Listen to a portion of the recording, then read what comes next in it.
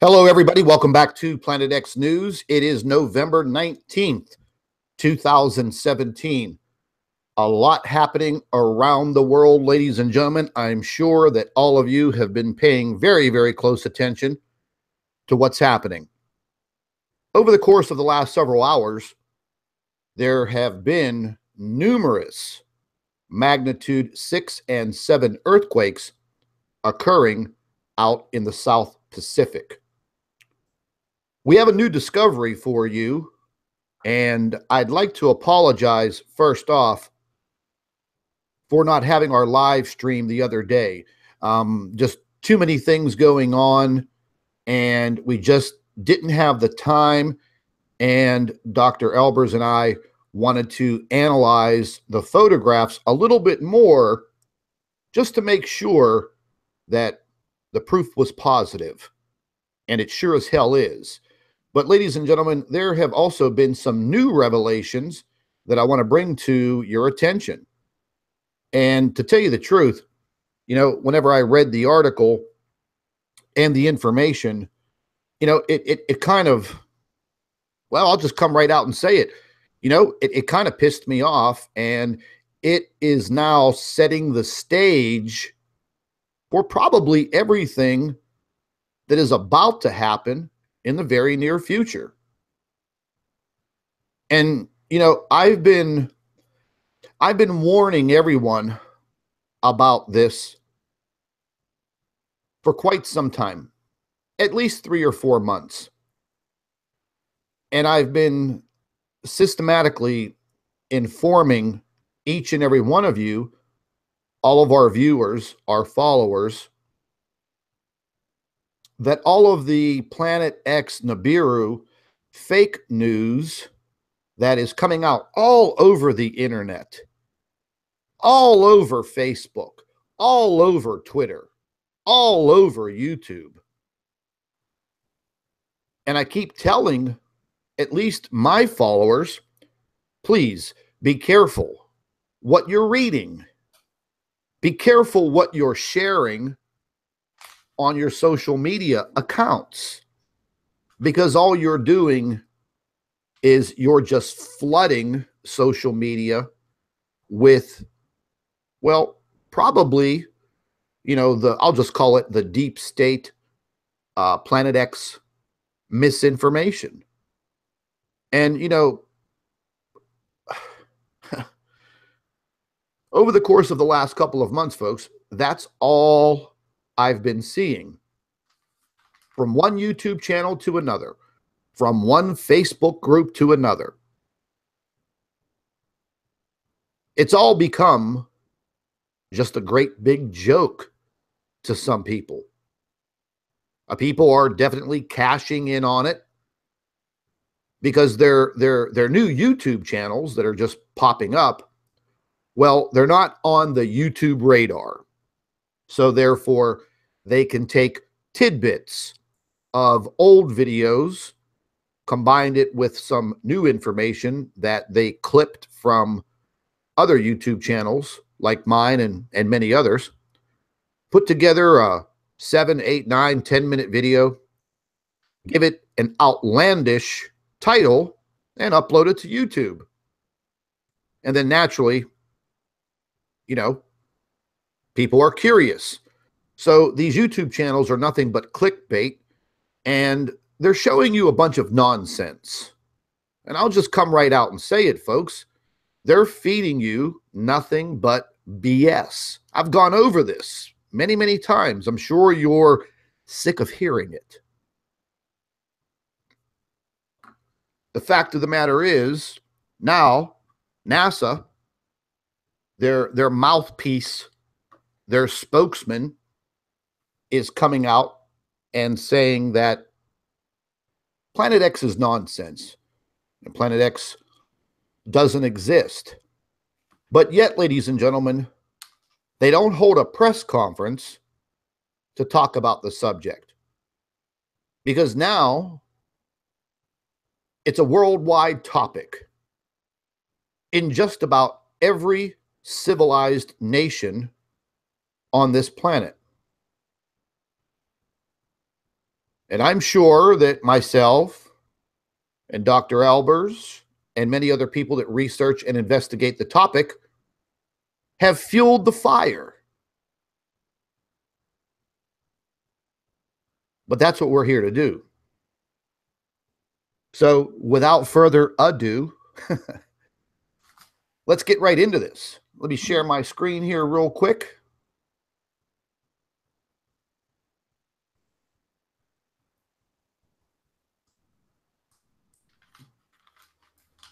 And let's talk about the sun.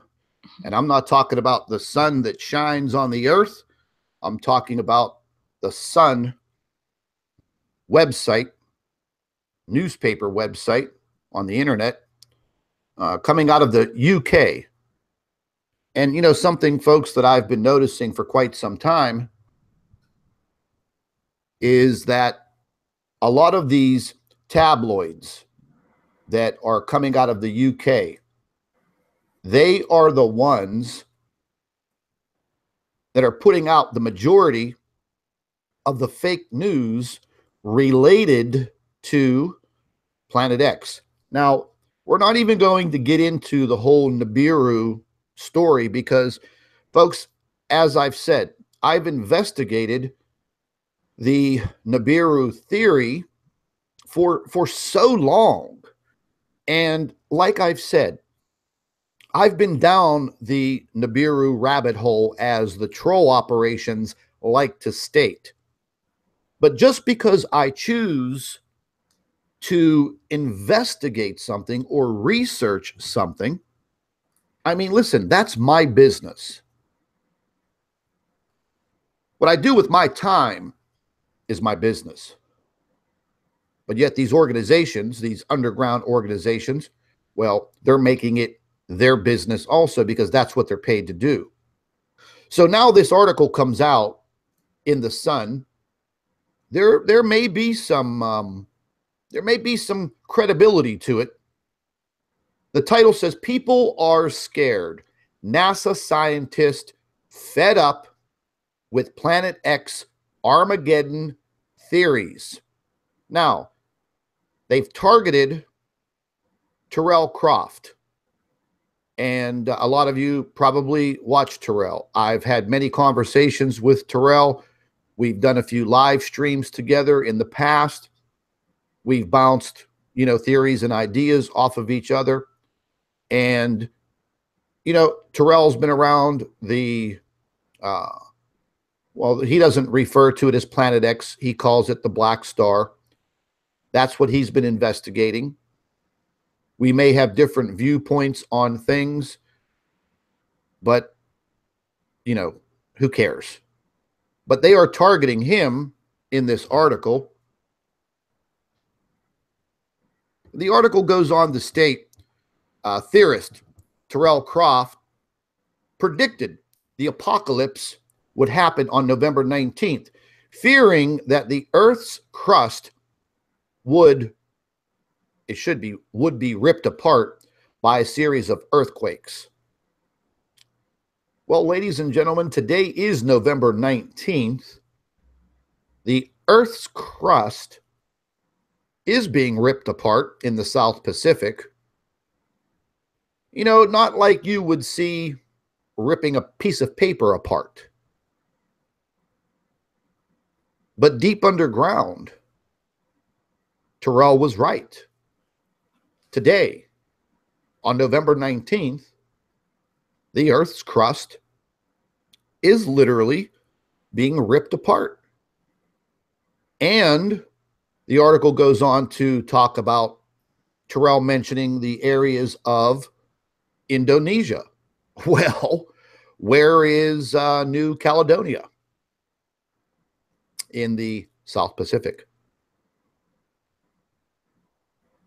And this mouthpiece from NASA, this David Morrison, oh, I can't stand this guy. But that's the only mouthpiece that they have. And basically, that's all he'll ever be. I personally don't think the guy has any credibility whatsoever. Just because he wears a NASA badge and he's a NASA spokesman and a NASA mouthpiece doesn't mean that we have to believe everything that he says, because frankly, we all know, the little funny joke about what NASA stands for. What does it stand for again, Doctor? Well, some people say never a straight answer. That's what I was getting at right there. Excuse me. So anyways, let's read this article. A bizarre Armageddon conspiracy theory that the world would be wiped out by a mysterious Planet X today has again been proven wrong. Now, see, folks, that's what I mean about these titles on the videos that are popping up all over YouTube. There's a few YouTube channels. I mean, I know one of these backup channels, one of these fraudulent channels, I know that it is owned and operated by WSO, Steve Olson. I know a lot of you don't want to hear the mumbo jumbo feud between me and him, but I have already forewarned everybody about this subject matter. Now, maybe you will start to believe me. I myself have several YouTube channels, but they're all based on the same subject. I use the same thumbnails. I do not try to hide that the videos are from me. All I'm doing is uploading my videos onto other channels. And that's a safety network for me because, YouTube's they've already done so many things to my YouTube channel, folks. Today, I found through an audit that within 24 hours, YouTube removed 646,000 views from my channel for the month of November already. 646,000 views they've removed. I sent them an email about it at 5 o'clock this morning. And I've yet to hear anything back. So I sent another one and another one. So we'll see if they get back to me, and I want to hear the explanation for, 646,000 views disappearing from my YouTube channel in a flash. But now, with the fake news, whether it be CNN, ABC, CBS, Fox, whether it be the Sun internet site, the UK Express, it doesn't matter. I would like to state that between Dr. Albers and I, we really do try to bring you the best information that we can find. We're not going to find it in a lens flare. We're not going to find it, on internet websites like the Sun and the UK Express, because I truly believe that these internet websites are there for a purpose now. They are publicizing all of this Nibiru Planet X fake news. The YouTube channels are part of it. And again, there are people trying to literally just cash in on it really quick, make a big hit before YouTube censors their channel, and they're in and they're out, and they're already setting up other channels. So getting into this article here, this basically talks about how this is basically just a complete farce. Now, there's our little retard buddy right there, Mr. David Morrison. Look at him sucking his lip right there with his tongue hanging out. Okay, this guy's a complete farce. And it goes on to talk about a little bit more about Terrell. But it says, for years, the Planet X has popped up on the internet forums and featured in outlandish religious conspiracies. Now, NASA expert, Dr. David Morrison, has slammed the predictions of the apocalypse, reported on the Mirror Online. Again, folks, another kind of shady tabloid internet website. It states in a podcast, he said, "You're asking me for a logical explanation of a totally illogical idea." Now, doctor, I want you to roll in on this with me. His statement is what I want you to chime in on.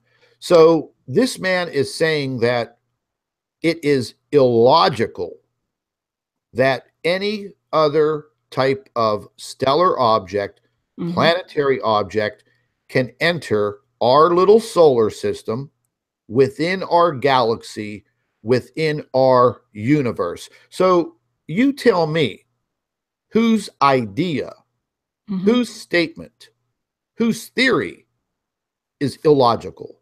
Ours or Mr. Morrison's?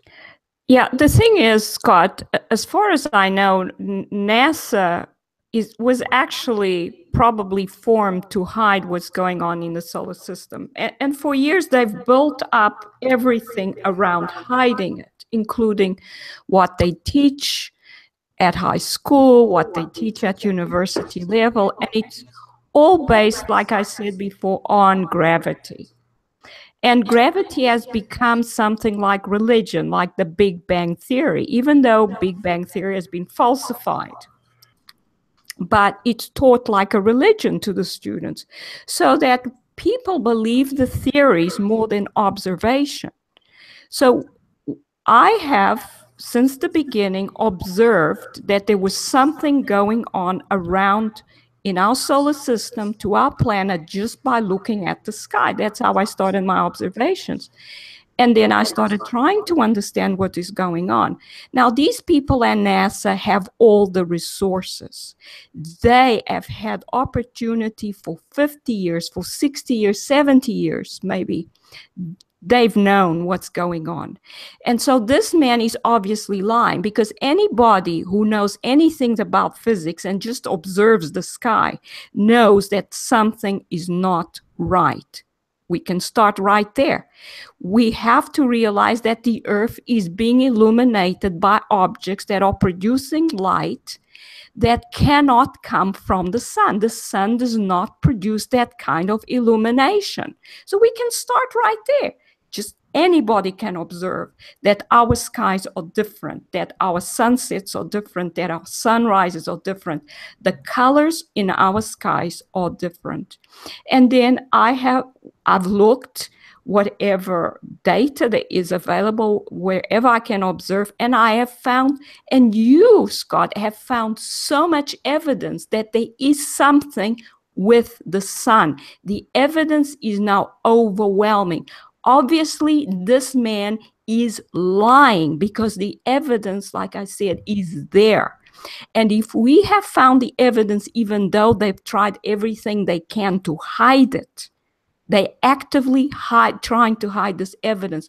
But even though they are hiding it, we still find it. So they know about it. So this man is lying, Scott. No doubt about it. I mean, just look at him. This picture was taken from his public service announcement, where he uses once again the statement of a little girl. A little girl sent me a letter. Yes. Saying how scared she was. Yeah. You know, the same psychology was used on me. Yeah. By Dazza, the cameraman, back in August of 2016, talking about a young lady that supposedly hung herself because she was reading too much about the 2012 apocalypse and the readings from the Mayans. Yeah. Okay. And, you know, I've gone into that whole entire psychology crap. Doesn't work on me. Yeah, I mean, this man, Dr. Morrison, obviously has a PhD, otherwise he wouldn't have doctor. We are told he's an astronomer. Well, he gives the name astronomy a bad name because, like I said, the evidence is overwhelming. An astronomer that works at NASA and saying that the Planet X theory is illogical is unbelievable to me, Scott, because he must know the truth. So he's lying. And, I'm sure he definitely does know the truth, but I want to get back into this article here real quick. His statement is there is no such planet, there never has been, and presumably there never will be. Unbelievable. But it keeps popping up over and over. He wrote about the same subject on a 2008 blog, the Washington Post reports. Dr. Morrison said then, I assume that Nibiru was the sort of internet rumor that would quickly pass. I now receive at least one question per day, ranging from anguished, I can't sleep, I am really scared, I don't want to die, to the abusive, why are you lying? You are putting my family at risk. If NASA denies it, then it must be true. So, folks, it seems that, we've made quite a bit of an impact worldwide, and the heat is starting to get turned up on them. Now, folks, they have turned up the heat on people like Dr. Albers and myself and many, many others. As I have stated before, we as a people, we have numbers. I'm not talking about numbers on a ruler. We have numbers as in a mass of people worldwide that are now being awakened by what we're showing. And yes, it does get us into, trouble in a sense. But this is what we're here for. Now, going on into this article, it says that Croft, meaning Terrell, had envisioned tremors will initially be felt in Indonesia and will create waves of earthquakes and volcanic activity in Europe, particularly Italy and France. He told the Express the predicted backside alignment quake event is scheduled for November 19th, 2017, when the Earth passes between the sun and the relative to the black star, as he calls it. Now, folks, if you haven't checked an earthquake map in the last 6 hours or within the last hour, you can clearly see that there has been a massive outbreak of magnitude 6 and 7 earthquakes in the South Pacific, not too far off from New Zealand and Australia. And we're going to go over the information. And just to keep your attention for a little while, we have made another big discovery. And I'm going to dedicate this discovery this evening to Mr. Morrison. And I'm sure that they monitor everything that we do. Well, I know they do. I know they do. Now, this goes on to talk about doomsday theorist David Meade. And many books and articles written by David Meade. Folks, setting these dates is always very critical. I don't think that anybody could actually predict a timeline. But as I have stated before, watching the series of events over the course of time will clearly show us what is happening. I've also mentioned many, many times that this will not just be a one-day event, a one-week event, a one-month event. This is something that is happening systematically worldwide. It's happening to our Earth. It is also probably happening to other planets within our inner solar system. But we just don't, we just don't pay attention to Venus and Mars and Mercury. We just don't really have a way to do that. We don't have, these big, gigantic telescopes like NASA and all these satellites. They know what's happening. Yeah. But we do find the information. I'm not even going to get into David Meade because I'll be honest, I really didn't fall into a lot of his writings and things of that nature. The article goes on to talk about Nibiru, often referred to as Planet X. And see, folks, that's where I make the distinction between the theory, the mythological theory of Nibiru and what we refer to as Planet X. Some people refer to it as a Planet X system. We've now identified many of these objects as stellar cores, remnants. Within side of the Earth is a core. Within side of the sun is a core. So Dr. Albers has tried to help all of you understand what these objects are, how powerful they are, possibly where they come from, how they can affect the Earth. All of her articles are quite scientific. And that is because she is a highly trained doctor of physics with a career spanning 17 years of teaching. She holds 2 master's degrees and a doctorate. She lectured for 17 years at a university. So I believe that she is truly qualified to speak on this subject matter professionally.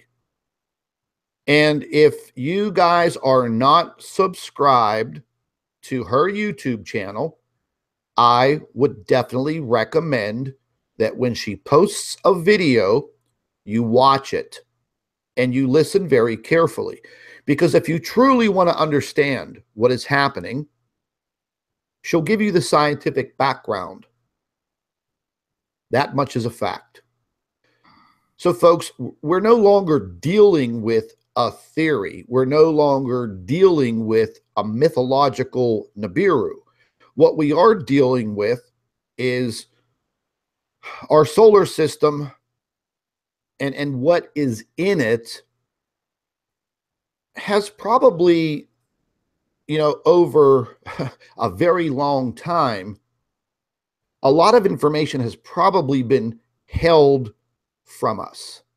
Now, people will make the excuse, well, look at all the astronomers all over the world with their telescopes. And, what about all of the amateur astronomers? Oh, they haven't seen anything. Oh, they haven't reported anything.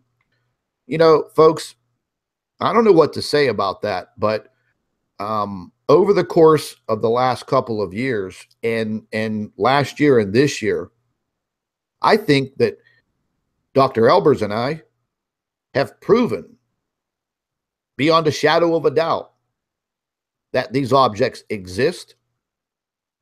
They are within the distance, a close distance to the sun. They are causing major reactions on the sun, which definitely affects our planet. And we see that.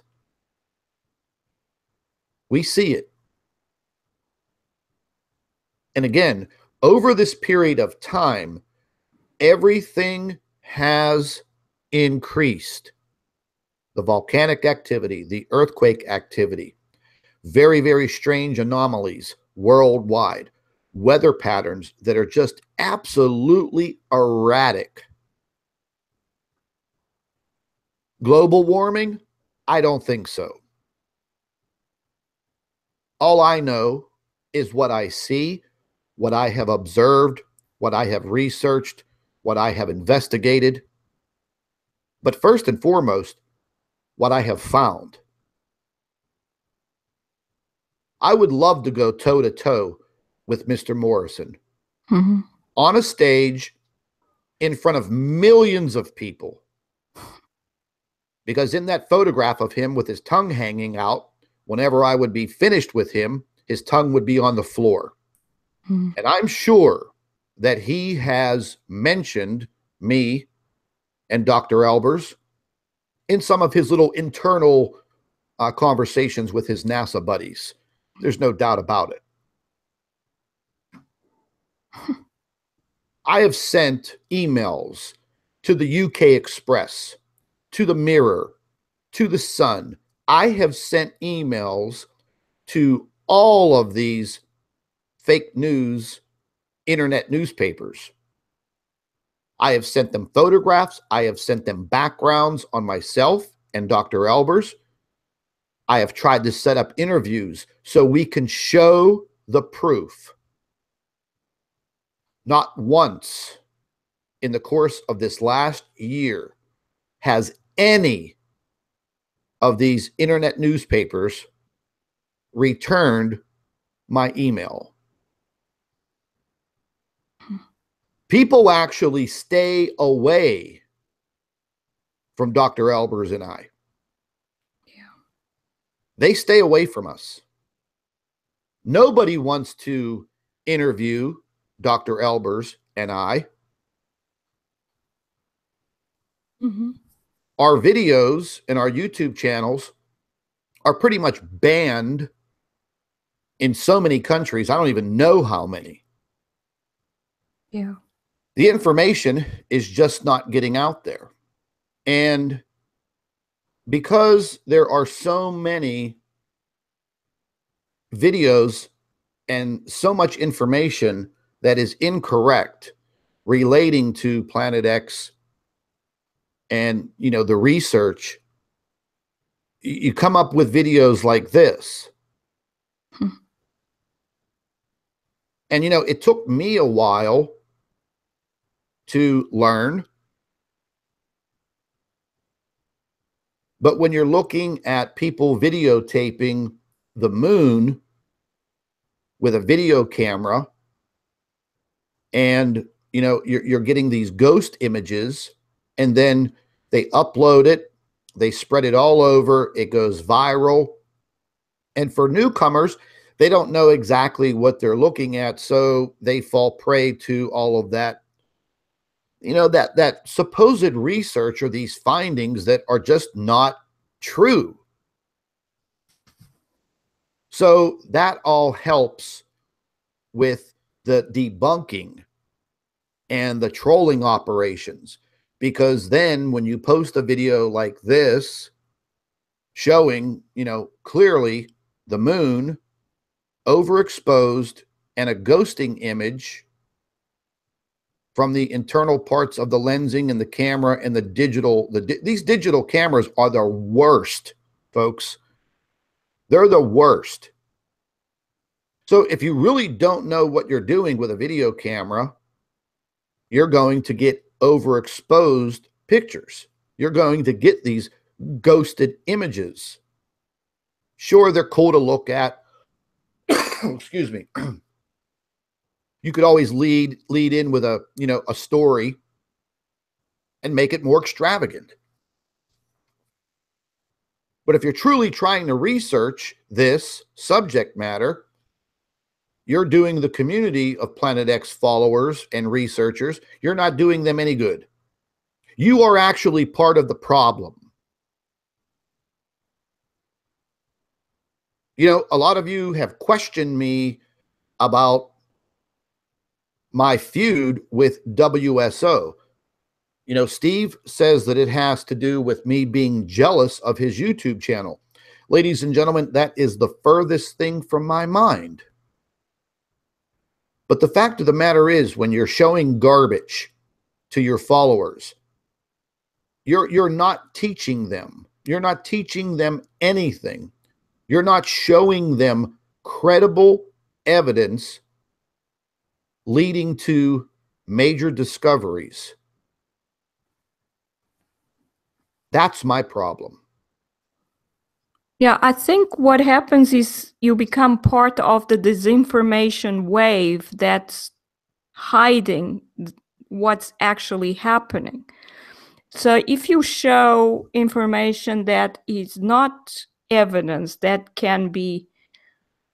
fake, basically, then you're part of what is hiding the real evidence, and people will not be able to get to the real evidence. And the powers that be can then say, oh, it's all false, because there is so much false information on the subject.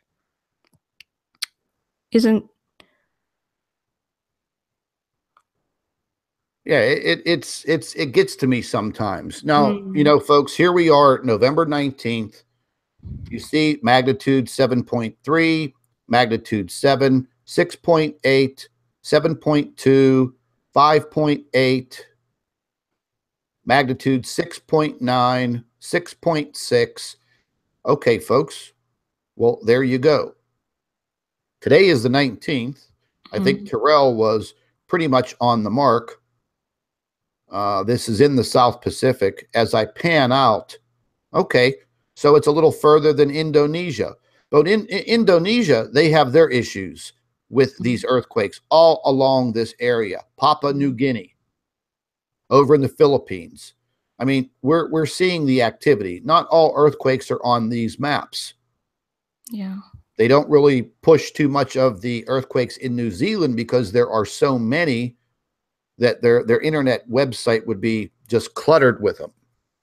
Yeah, I think what happens in Indonesia is that a lot of the volcanoes there are erupting, and that releases some of the pressure. I think that may be the reason why we don't see more earthquakes there.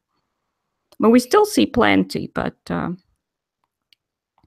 mean, they're everywhere, folks. Yeah. I mean, the Ring of Fires lit up California, the San Andreas fault line, you know, the western coastline of Mexico, the western coastline of South America, through the Mediterranean. Everywhere there are major fault lines and frequent earthquake activity, we've seen the increase, but we've seen the increase in the magnitude. Everybody always says, oh, California always has earthquakes. Okay, well, go to California, move there, build a house right on one of the fault lines, and whenever your house falls into a major crevasse, I don't want to hear it. Well, it seems that even though the magnitudes in California are lower than in the South Pacific, that the number of earthquakes there, and even the magnitude, has increased over the last few months quite significantly, Scott. Yeah, they don't even show all the earthquakes here. Yeah. Because I have been looking at these earthquakes now for a few years, and we definitely are having many more in California than before. Actually, we're having many more around the world than before. So. Oh, there's no doubt about that. You know, and I'm just going to take a quick look, folks, so we can see what's been happening over the course of the last 7 days.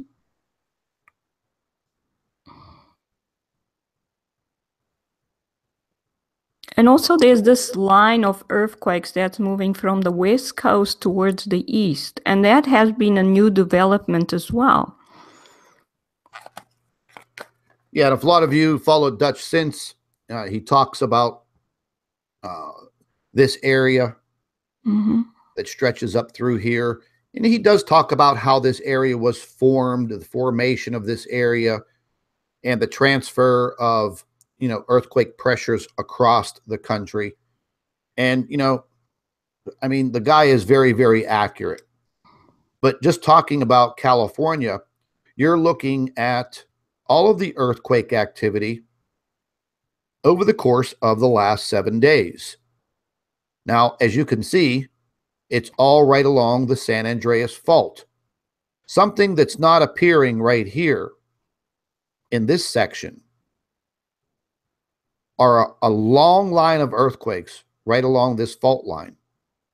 They're not showing. But if you just zoom into California just a little bit, these earthquakes are directly all along the San Andreas Fault line, and very alarming that a large cluster of them between Los Angeles and San Diego. And if none of you remember, last year and this year, the USGS has come out to say in one of their little press release articles, look for the big one in Southern California, over a magnitude 7. Last year, they talked a lot about a new fault line that they found under Ventura, California. And they felt that that would be close to the epicenter. That would be absolutely catastrophic for this region of the United States, for this region of California. So we've already seen this increase. It's something that is also very startling to me, and I've mentioned this before, is this line of earthquakes that continues to form this ring around this area. Where is this area? Well, this is Yellowstone. And you can start to see, now, not all of the earthquakes from over the period of time are listed here, but they're following this circle. And if you just kind of look at this area, geologically, you can probably pick out when the last big eruption at Yellowstone occurred, because it literally wiped this area out. It's just like a desert wasteland. I mean, I think we could actually turn on the satellite view and see it. So, here would be your Yellowstone region here. Just literally blasted out all of this area. All of this. Creating basically desert, wasteland. Sure, there's some greenery there and there, but if you just take a look at it, I'll pan back a little bit, and you can easily distinguish what has happened. You can easily see over the period of the last 7 days what is occurring on the San Andreas Fault. Now, folks, these are not huge earthquakes, but it's a lot of activity. A lot. I mean, there's been some decent quakes going on all over the place.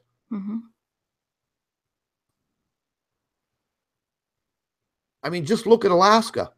You could almost not even see the state. The islands, you can't see them because they're covered in earthquake markers.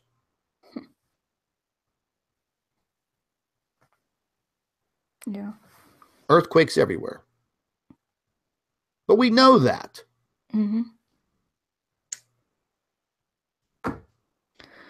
Yeah, it's just because they have been increasing slowly that people have not noticed really what's going on. But it seems that the Earth is shaking. And it's almost a continuous thing now. The Earth keeps on shaking, and these earthquakes keep reverberating through the planet. And so we have this, and we have the Earth wobble, and the Earth, our planet, is just not a stable planet anymore. And it's getting worse all the time. And even though it's increasing slowly, but the powers that be will say or try to hide, because they always minimize the magnitudes of all these things. They will always find a way of putting whatever goes on the map at a minimum level, and also remove them as quickly as possible, so people don't see exactly what's going on. You have to think carefully about what you see to realize that the magnitudes are increasing, the frequency is increasing, and things are happening on this planet. Oh, that's a fact. Things are definitely happening on this planet. Mm-hmm. So, ladies and gentlemen, the other day, once again, I'm going over all of my information, everything that I observe, on an hourly basis before they try to remove it. So, referring back to Mr. David Morrison and any other people out there that say, oh, there's nothing out there by the sun. Oh, that's literally impossible. But yet, you serve up no proof. But yet, we do. Mm-hmm. So, on November 15th, I was viewing some of the SDO footage again. And lo and behold, just as I have stated before, in my own theory, based on where I'm going to find this object and at what time, and I've gone over this timeline with all of you before. Here we are in the middle of the month, and I told you guys last week, we will probably get some sightings as we progress through the month. Well, lo and behold, here we are. So this is a composite view of our sun on the SDO. It's a composite of the 211, 193, and 171 angstrom view from the SDO satellite craft. And lo and behold, what do we have right here? Okay, so we have that object right there. Yeah. What started to occur back here was the new sunspot 2687. We haven't seen a sunspot in quite some time. And as that sunspot was moving from the backside towards the Earth, it was very, very active. We have recorded some CMEs that have occurred. They haven't been major, but there's still coronal mass ejections occurring, and a lot of activity on the sun over the course of the last 7 to 10 days. Mm-hmm. And this is the reason right here. Yeah. I can't really get it into the center of the screen. Mm. So can anybody explain that to me? And that's not the only photograph that I have, ladies and gentlemen, within this short little time period. Mm. I also was able to capture the video before they squashed that. Why? Because I stay on my toes with my investigations and my research.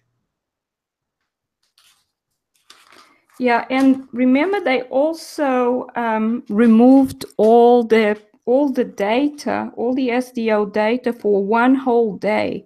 Yes. From 23:59 on November 13th to 0:29 on November 15th. All that data was gone, missing. Now, why did they do that, Scott? Why do they not show us all the data? And then they come and tell us that we are wrong, that there is no such thing. But then why do they bother to hide data, to use cutoff lines on the images? It's like my astronomer colleague. We had a conversation, and he said, yes, we can discuss anything, but we won't look at the sun's corona. We're not going to discuss that. because that's the only thing he could not refute in any way. So, this is what they do. We'll just hide it, and we'll continue to say that it doesn't exist.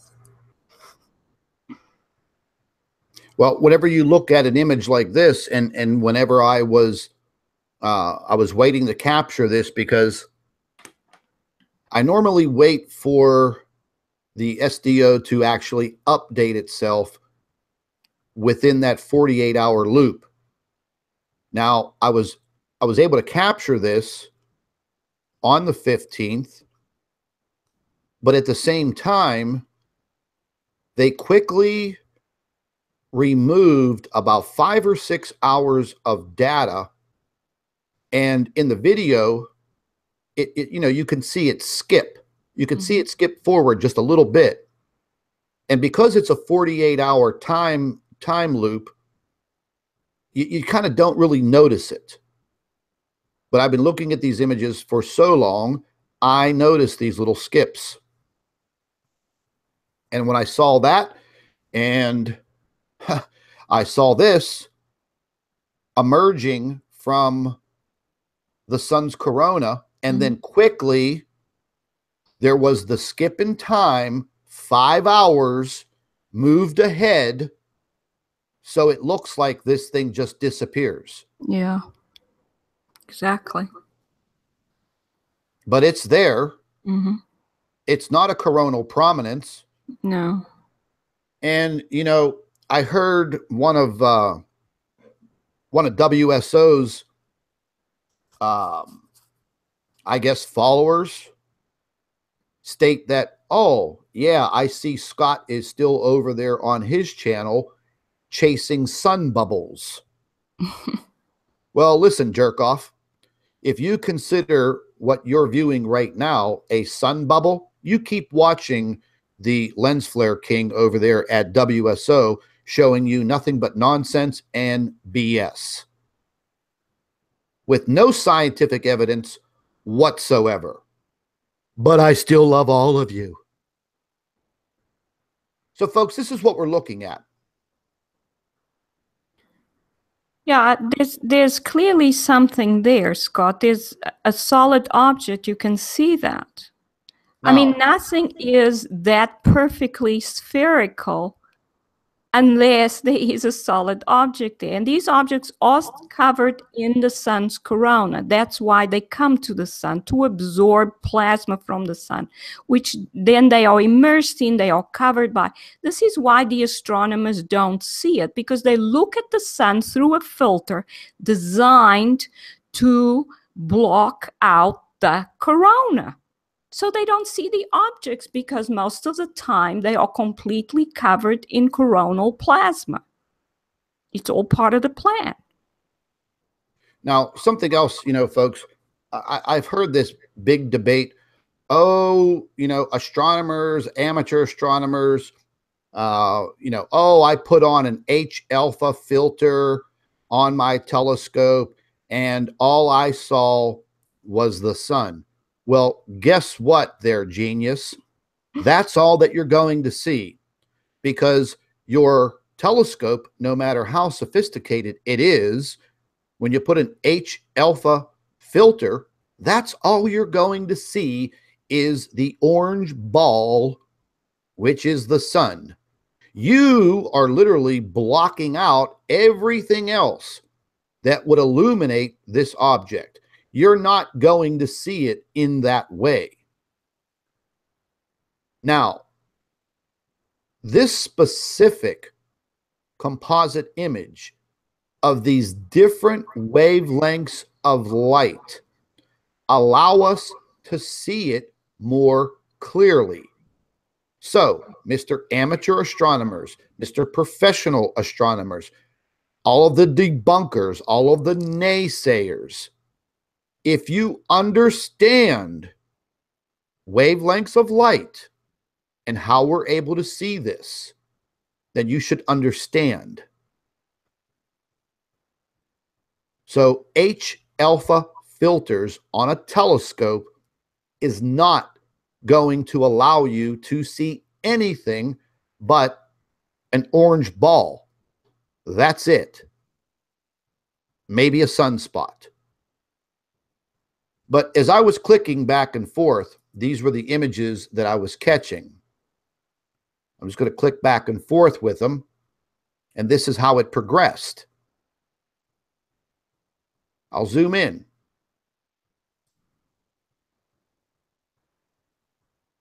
I can't get it into the center of the screen. Yeah, but we can still clearly see that there's a three-dimensional spherical object there on the left, Scott. Definitely. Oh, there's no doubt. And Yeah. just in the shading, Exactly. you could see this portion over here Yeah. is away from the sun. Naturally, it's darker. This area here, closest to the sun, fully illuminated by the light of the sun. And, you know, and yes, the sun is still there. When we refer to the sun simulator issues, yeah, the sun is still there, ladies and gentlemen. The sun's not going anywhere. But what's happening on the sun is the issue. So, getting back to the image, just take a look at it. So, what are you going to tell me? You're going to tell me that that's not a solid object. You're going to tell me that that's not there? Yeah, and not only that, Scott, we have to realize how large that object is, because Huge. it's larger than Jupiter. If we compare it to the size of the sun, that object is between its radius is between the radius of Jupiter and twice the radius of Jupiter. Jupiter's is enormous in terms of planets. And so this is an enormous object. It's just huge. And there it is in the sun's corona. We have an object in the sun's corona. This object is a star. Only a star can survive in this sort of environment, which is the sun's corona, which is at 2 million degrees Kelvin. We know what they are. They are old stars. Most of them are basically exposed cores of old stars. And they've come to the sun and they absorb energy from the sun. They are destabilizing the sun and causing CMEs, solar flares. And at the same time, the sun is getting weaker. So all of this is happening to our sun because of these objects. There are many of them. And also recently, you know, as you said, they're not always in the sun's corona. They move away from the sun's corona. They do some sort of loop through the inner solar system and they go back into the sun's corona. So sometimes they approach the Earth and we're starting to see them. Like I wrote that article, I found one that would be at a distance, a minimum distance of 12 lunar distances from the Earth. And these objects come to the sun, they rejuvenate, they start emitting light, they absorb plasma, they start having their own CMEs, their own jet ejections. And they are stars, they're very powerful, they have strong magnetic fields. When they come by the Earth, they affect the Earth's magnetic field. And they cause seismic activity and the Earth to wobble. And all this we've seen increasing over the months on this planet. Now, this next photograph, folks, this is just a progression into the 48-hour timestamp. So this is, or the 48-hour time loop, and this is showing you right before they just basically cut it off. They skip ahead, I think it's about 5 or 6 hours. Then it moves into the 16th. And then, you know, you don't see anything. Well, of course you're not going to see anything because they erased all the damn data. So it doesn't take a PhD or a mathematician to figure that out. So, you know, I analyzed the photographs over and over. And, you know, I got some different views of it. And you're looking at a solarized filtered image. And I mean, come on. I mean, it's right there in your face. You don't see anything else like that on the sun. You see it over in this corner, and this is where we've been finding it throughout the period of time that I designated in my calendar. Remember, I told all of you that the first couple of days in the beginning of a month, it's going to be quiet. Then we're going to start to see that uptick in the earthquake activity around the 6th, the 7th, the 8th, the 9th of the month. I mean, I've proven it to myself.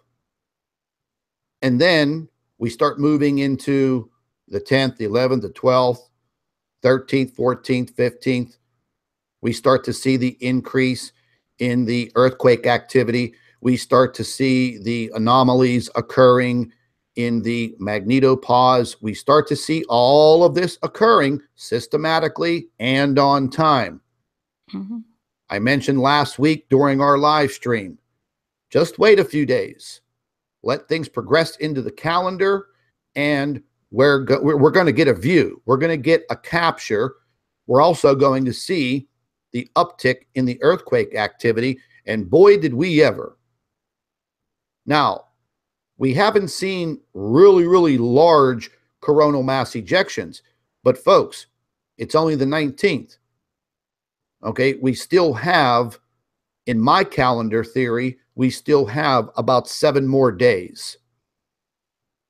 So we'll see over the course of these next 7 days what occurs, and are we going to catch another view? We probably will. But I'll just move to the next photograph that I want to show you guys, and this is just another filter. So again, folks, I'm trying to show myself what I'm seeing is actually there.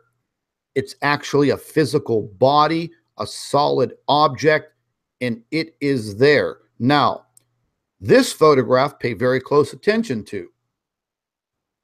This is showing you the outer fringes of the corona right here. So if this was a coronal prominence, you would see it here. You would see it here extending from the sun. Mm-hmm. You wouldn't see it back here off in the damn distance. And you can clearly see the outer fringes of what is visible in this angstrom of light, this wavelength. The corona is blocking a third of this object. Doctor, do you confer? Yes, I agree with you, Scott. That's very good. Yes, indeed. Very, very good. Very, very, very good. It is indeed covering a third of it. And as you say, it cannot be a prominence. I mean, this, I'll zoom in for you guys, and you can feast your eyes on that. Mm. Yeah, and again, you can see by the shading that it's a 3-dimensional object, and the corona actually seems to some of the corona, the plasma seems to be out, almost draped over the object, connecting to it. And I actually looked at some of these images in the 304. In the 304, you don't see the object, but you see the plasma from the sun's corona going out to meet these objects. So I like to see it in the 304 images. And you can still see that the green part there, how it's going out to connect to the object. Yeah, folks, and this is what I do. So before I show all of you what I found, I need to prove it to myself that, okay, what you're seeing, it's actually there physically, not just on the internet or YouTube or Facebook. It's actually there. So once again, in this type of a filtered image, you're looking at the sun, you're looking at levels of the corona in its wavelengths of light. So if it's a coronal prominence, how is it off in the distance? And how is the corona, which is visible, how is it covering half of the object? I mean, again, Dr. David Morrison, if you'd like to explain that to all of us, then, don't do a podcast with anybody else. Do a podcast with us. Yeah, and maybe they can show us their live feed data from the 14th. Yeah, that's what I'm talking about, baby. Show us the real live feed, okay, where there's no 48-hour loop. We want to see it in real time, buddy. Mm-hmm. Invite me and Dr. Albers to a NASA press conference. Let's not talk about exoplanets and brown dwarf stars that are 55 light years away. Let's talk about what is in our inner solar system, buddy. We'll never get that invitation, will we? No, I don't think so. Now, because I would like to them to explain to me why the sun's corona shrinks back at certain times of the year. Exactly. To the point where it almost doesn't exist. Yeah. I mean, you really have to look at extreme wavelengths of light to see it. Mm. Now, this photograph, I converted this photograph to a higher definition because I wanted to try and find more detail in this object. And whenever I convert these to a higher definition, the photograph shrinks, but at the same time, it allows us to zoom in a little closer without giving without getting the heavy pixels. So this is what we're looking at.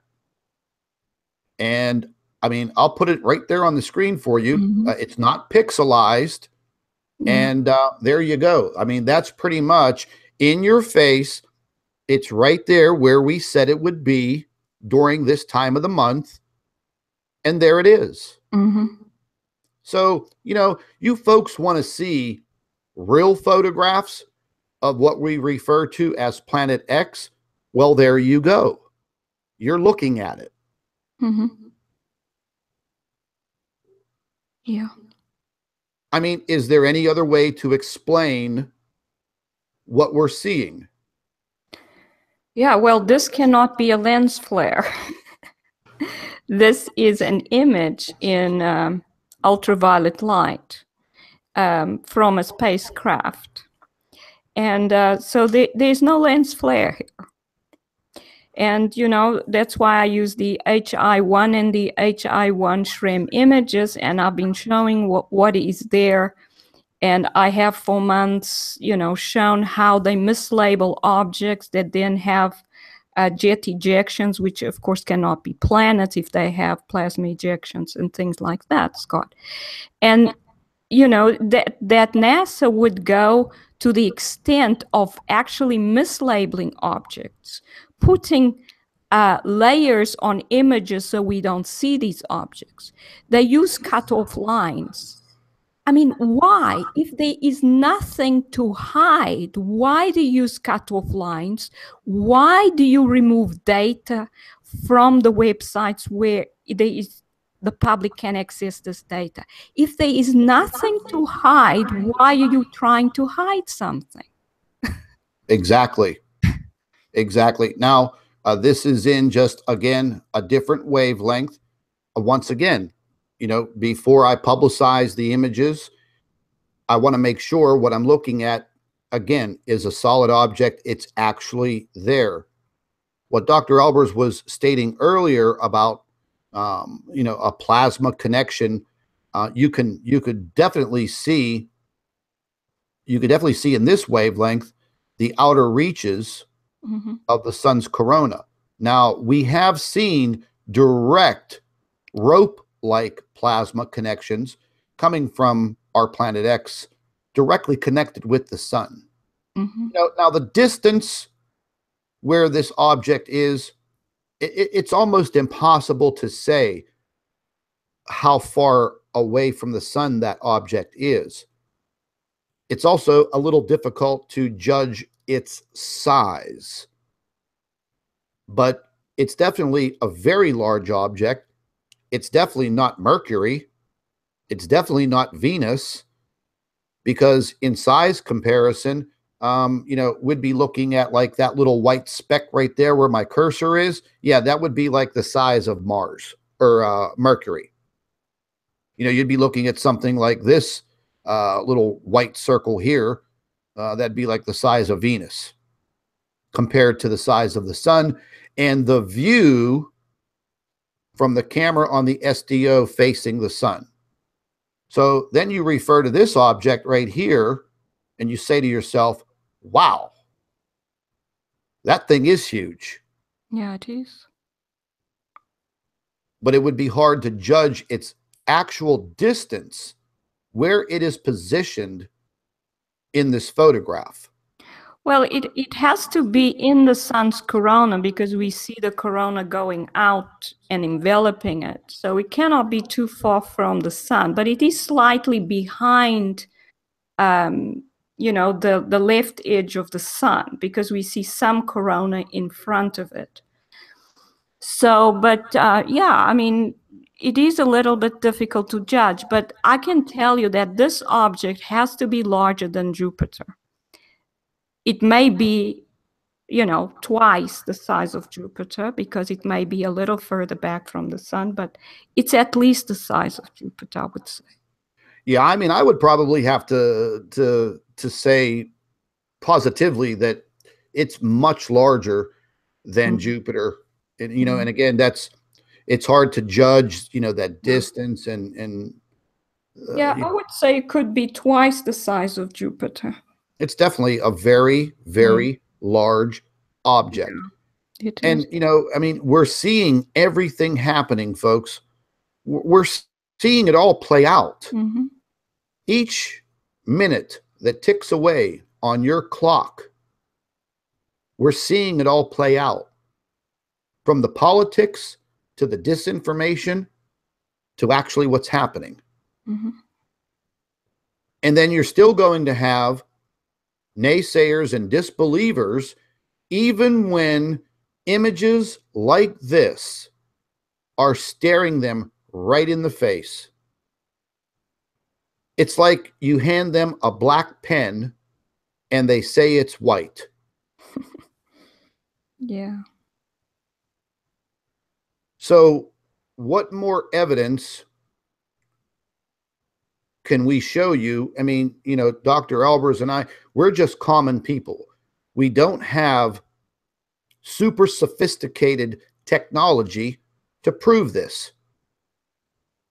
If we did, we'd be dead, Scott. Yeah. We're probably close to that. Well, they've killed many astronomers already because of this. And we know that one of the first was Dr. Harrington. Anybody who is credible and, has access and will be listened to and has a huge platform is usually threatened to the point that they stop saying anything, or otherwise they are killed. And that's how they hide it. And this is why most astronomers will not come out and say anything, because they know they would be killed because of this. Now, here is one more image that I was able to capture within that short period before they skipped over like 5 or 6 hours, into the future and basically deleted the data, because I probably would have been able to capture even more clearer shots as it kind of came around a little bit. But, they immediately got rid of that data. Now, once again,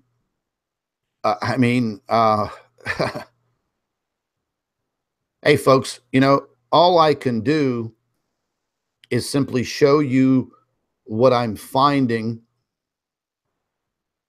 and more so proving to myself that my theories are coming together. the timeline each and every month Mm-hmm. is proof positive. And once again, to the Planet X communities around the world, I believe that I have proven beyond a shadow of a doubt that this object or these objects do truly exist. They are threatening our sun, and in return, that is a direct threat on our planet that we call Earth. Yeah, I think you've done a marvelous job in bringing out the truth through these photographs, Scott. And you keep on finding them over and over and over again. And I know that, that God is sometimes wakes you up in the middle of the night and gets you to go to the computer to find them. But I think you do a marvelous job in manipulating these images so we can clearly see what's there, because it's quite obvious. Once you've shown us these images, and you've done this so many times, and you probably continue to do so, because the newer people need to keep on, and people find it difficult to accept the fact that this is happening on our sun. And again, this is due to the kind of education we've had, which is all based on the gravitational theory. But so according to the gravitational theory, it's impossible. But physics, like I said before, should be built on observation, not theory. And the observations are telling us, and you keep on showing us, that these objects are indeed there. And therefore, the theory has to change. The observation is correct. The theory is wrong. Now, I found a few other outlets, scientific visuals of the sun. It's an internet website. I'm not sure who controls it yet, but there is a lot of other data on there that I've been examining over the course of the last 10 days. Now, I understand, I've been answering emails constantly for the last several days and messages and trying to get caught up. And a lot of you have asked, well, why haven't we seen or heard from you or Dr. Albers so much, blah, blah, blah, blah, blah. It's because I've been wrapped up in analyzing all of this new data from this site that I found, and it was kind of buried in the internet. And it gives me some really, really good high definition information that I can't get anywhere else. And what you're looking at right now, you're looking at the newest sunspot 2687 that was, rolling around the left side of the sun, Earth facing. And it seems like it has diminished in its energy as it has turned towards the Earth, which is a good thing. But what caused it to flare up when it was on the back side? When it was on the back side, not facing the Earth, what was fueling this huge sunspot and all of that activity? Well, let's just take a look. I just showed you. Yeah. So there's the sunspot there. This sunspot was on the backside of the sun in direct relation to Mr. Planet X. Now, as the sun rotates to the right, the sunspot is out of the view, out of the energy loop, and now just about dead center, Earth facing. And it's diminished in its energy level. And again, that is a good thing. So I've been able to, examine a lot of what's going on with the sun, as it's in its rotation, and, where the Earth is, what's coming our way. And, I've been pretty deep in a lot of this information that I've been finding, because a lot of it is in really, really good high definition. So I'm not having to convert images, make them high definition so they're much more clearer when we zoom into it. So once again, this was a few days ago. This was actually on the 15th of November. And this camera shot was directly cued in on that sunspot. And you can see the amount of energy burning off from this sunspot. Yeah. And it was pretty, the information that I've been viewing lately, it is amazing to see it. It's amazing to study the dynamics of our star. And sometimes I'm looking at these images and I'm watching some of the video information that I'm getting now from this new site. Well, it's a new site to me. But I'm seeing what these solar scientists are analyzing and what they are tuning into, what's occupying their time. And it's pretty interesting. Pretty interesting. Very, very high definition images. Yeah, the solar spot regions are areas of very high magnetic field. And what we are seeing is plasma spiraling along the magnetic field lines that are very close together. And so that's why we say it's high density. And when the density of particles increases, then what we actually have is like a current increasing, and the current increasing leads to a high electric field. So we have an area of high magnetic and electric field, and the higher the electric field goes, the brighter it gets. And then when these objects come closer to sunspot regions, their magnetic field connects to the magnetic field of these sunspots and actually pulls on it. And this is why we then get increased current, increased electric field, and sometimes that will lead to a solar flare. A solar flare is what happens when we get the electric field going to a critical level. And then we get the sudden burst of radiation coming from this region. And the magnetic field also, we get magnetic reconnections and things like that happening. But it's all about fields. And it's actually fascinating for me to learn about this.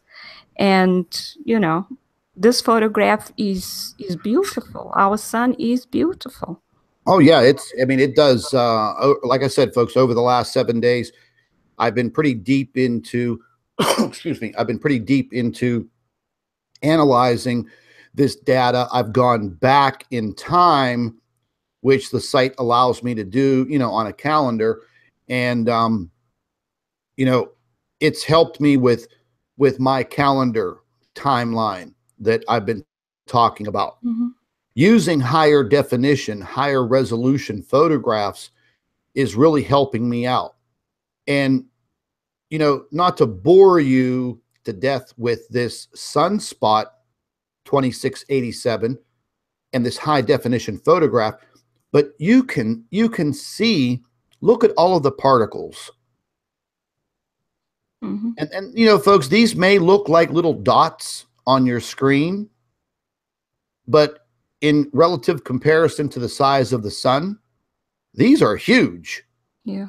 These are big particles blasting out of this sunspot into space. Yeah, and to tell you the truth, Scott, those are not supposed to be there. As far as I'm concerned, this is actually very likely to be debris. Exactly. And material that these objects have brought in and has been accumulating on the sun. And this is why when we see a CME, we always see these large amounts of small particles and sometimes bigger ones, stellar cores themselves, moving away.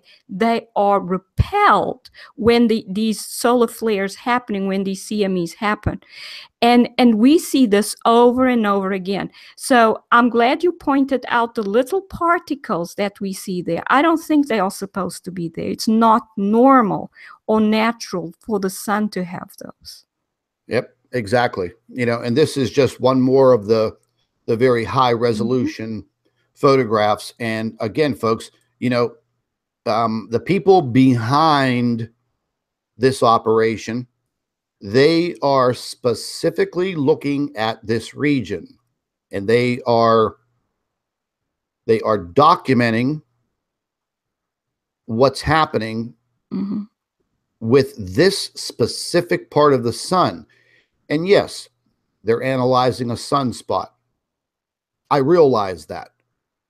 But it's helping me understand the dynamics of what's happening with the reaction with planet X and the sun.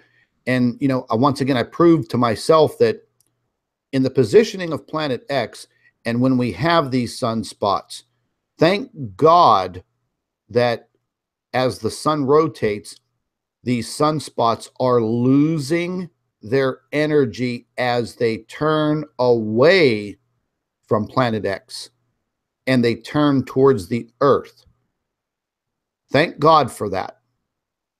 Because if we were in a different position where planet X was kind of closer at another angle, energizing these sunspots as it moved closer to the Earth, Earth facing, man, we would be in a lot of trouble very quickly. But I think because of the positioning, its orbit, we're getting lucky. We're getting lucky. But we all know about luck. Well, as far as I know, luck doesn't exist. You know, what I mean is, you know, your luck's going to run out, man. It's going to run out. And that means the entire population of human beings on this planet. So, you know, a lot of you have been asking me, well, what have you been doing? You know, we haven't heard much from you over the last 7 to 10 days. Well, this is why, folks. I mean, I've been investing 10, 12 hours a day, sometimes even more than that, trying to gather as much information for my own understanding. So I can try to explain things to you guys so you have a better understanding of what exactly is happening, and you yourselves don't fall prey to the so-called planet, excuse me, Planet X news, fake news, the Nibiru fake news, and just all of the internet sites, the YouTube channels, the Facebook posts, the Twitter posts. You know, Nibiru is going to hit the Earth on the 15th or the 16th and the 17th. And they change it every single day and post the information because it's desensitizing everyone that is following the subject matter and any newcomers. So quickly, a newcomer sees, oh, it was supposed to hit our planet on the 15th. Oh, well, today's the 17th. Well, wait a minute. There's another article right there. It says it's going to happen on the 18th. Oh, I'll just wait for tomorrow. And then it doesn't happen. And then that person that was interested in the information quickly decides right then and there, this is all fake. Yeah. They don't get a chance to see my YouTube channel and see the research and the investigations and the time that Dr. Albers and I have put into showing the world population this does exist. You know, and here's another point, folks. What's the big deal? Astronomers, they make big discoveries and new discoveries every day. But do we really care about an object that is 55 light years away? Do we really care about Planet 9, the big disinformation campaign by those two astronomers? I mean, do we really care about that? Or do we really care about what is happening right now? What is meaningful? That's my point. Astronomy's cool, but, you know, I mean, I feel that our planet is under the gun. Yeah. And I feel that one day, unexpectedly, that time's going to run out. Yeah, but you see, Scott, what they are trying to hide is exactly that. Anything that is threatening to our planet, they don't want the people to know about. They would put out anything goes, any information, any news, as long as it doesn't threaten Earth. If it's at the edge of the solar system beyond Pluto, it's all fine. If it's 55 light years away, as you say, it's all fine because it doesn't impact our planet in any way. What they are afraid of is anybody letting people know that there is something going on in the solar system that threatens our life on this planet. That is what they are afraid of. That's why they fight us with everything they have. They will discredit us. They will block our channels. They will hide the information. They will do what they've been doing. They will flood the internet with disinformation so that people get tired of the subject.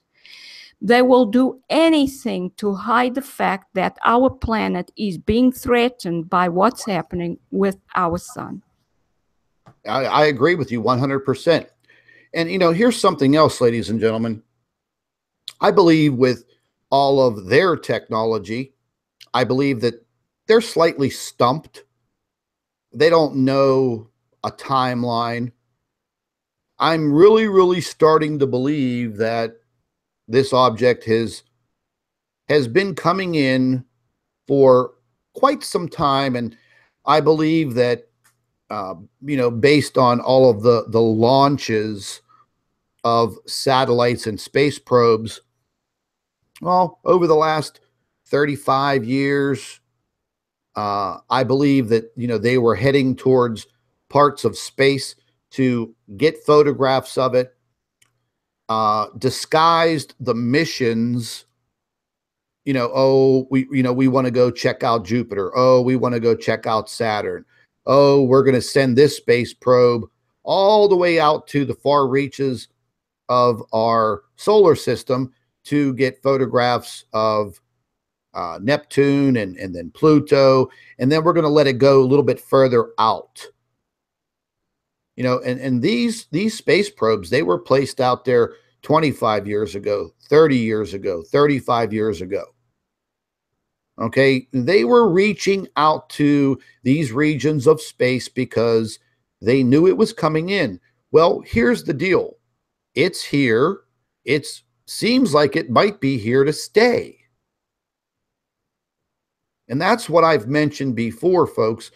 You know, people ask me, well, they keep sending me, you know, emails and asking me questions pertaining to, hey, when is Nibiru going to pass by the Earth? Nibiru is not going to pass by the Earth. Again, we're talking about a mythological planet that we don't have observational evidence of. So for me, you know, I'm going to have to just come right out and say it, that my belief in the Nibiru theory has fallen way far to the wayside, simply because I'm going on my observations, my evidence that I am finding. And my evidence, my observational evidence, it's not of Nibiru, because there's no evidence of it. Mm-hmm. But what we do have evidence of is a massive massive object in our inner solar system that goes against everything that every single one of you have been taught. I hope I make myself very clear. Mm-hmm. Yeah. You know, folks, I believe in the world of space exploration and astronomy. What Dr. Albers and I are showing you should be on the front cover of every astronomy magazine on the face of this planet. Major press conferences should be held showing you the evidence. But the reason why they won't is because they think the world will go into mass hysteria. But I think the way that you explain things to people in this, hypothetical press conference would be the key. Letting everyone know that you're using your space agency technology to get a better understanding of what this object is, how it got here, what it's doing here, and what are the effects on the sun. Therefore, what would be the effects on our planet? What I'm getting at, ladies and gentlemen, is just basically telling the truth. Yeah. The conspiracy doesn't lie on our side. The conspiracy lies on their side because they are the ones trying to hide it and cover it up. Hence the word conspiracy. Mm-hmm. Once again, I hope I've made myself crystal clear. What do you think, Doctor? Yes, I think I agree with you. They are hiding. I think they've decided a long time ago to put in place a plan to hide it. They have a plan, and it's a multi-level plan. And that is, if anybody comes to the fore and we cannot shut him up or discredit them, we kill them. If we can discredit them and remove them from academia like they've done to me, they will do that. I mean, I was forced to leave the university where I worked. And and they were using their electronic weapons against me as well. So, they've done both to me. That I reached a point where I realized, my goodness, I couldn't even lecture. I felt like I was going to faint when I tried to lecture. And basically, I was left with no choice at the end. I had to leave the university. And you know the whole story, how I was attacked by some trolls and so on. And that's part of the plan. The other plan is to flood the internet with disinformation. And unfortunately, a lot of people that may have started trying to find out the truth have promoted more of that disinformation. So they've become part of the disinformation themselves. Absolutely. Absolutely.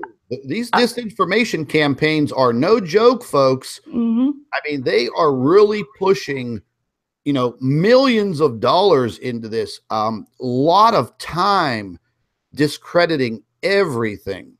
That's right. Folks, I'm not going to come on here anymore and just show you a bunch of mumbo jumbo because, I mean, to me, it is truly a waste of my time. I do not want to be one of the people on the internet, on YouTube, on Facebook, showing you a bunch of nonsense and BS and clouding your mind with that type of crap. I want to show you my real findings. Mm-hmm.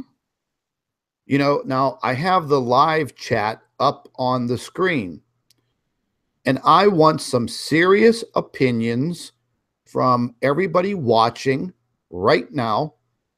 I want your opinions on what you've just seen. Do you think those photographs are just complete crap? Or do you personally think that that object is a solid sphere out there near our sun? Do you think it is directly affecting our sun? I mean, the pictures are pretty amazing. Mm-hmm. They weren't doctored in any way other than just trying to give them a higher definition for viewing and some filter changes. That's about it.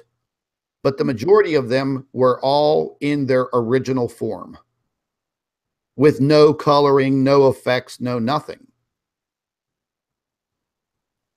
Mm-hmm. So, you know, for all of you today, folks that are watching and listening, please understand, I'm not trying to insult anybody by telling you that stop following the Nibiru mythology and let's start pushing forward to actual evidence, actual observations.